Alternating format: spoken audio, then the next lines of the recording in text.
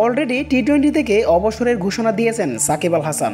দেশের মাটিতে সাউথ আফ্রিকার সাথে টেস্ট ম্যাচের মধ্য দিয়ে টেস্ট ক্যারিয়ার শেষ করতে পারেন সাকিব আল হাসান। তবে বাংলাদেশের পরিস্থিতির উপর নির্ভর করবে। সাকিব যদি দেশে এসে তা সঠিকভাবে ফিরতে পারেন, সেই গ্যারান্টি বিসিবি যদি দেয়, তাহলে সাকিব আল হাসান দেশে ফিরবেন।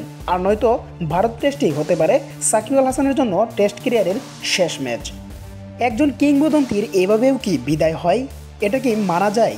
সাকিব আল হাসান দেশের বাইরে বসে মিডিয়ার সামনে কথা বলবেন, আর বলবেন তার ক্যারিয়ারের শেষের কথা।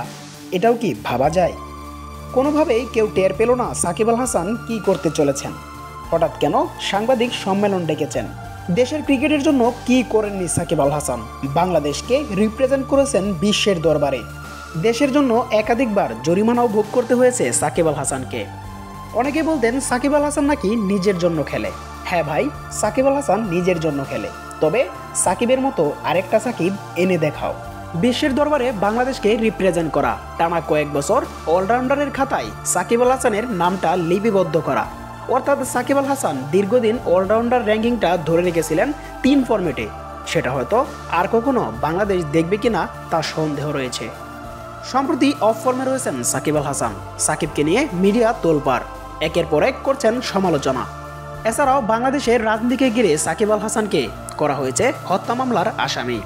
শেয়ার বাজারের দুর্নীতির দায়ে সাকিব আল হাসানকে করা হয়েছে জরিমানা। সাকিবের ক্রিকেটীয় মন মানসিকতা নষ্ট করার প্রধান ভূমিকা রাখছে এই বিষয়গুলি।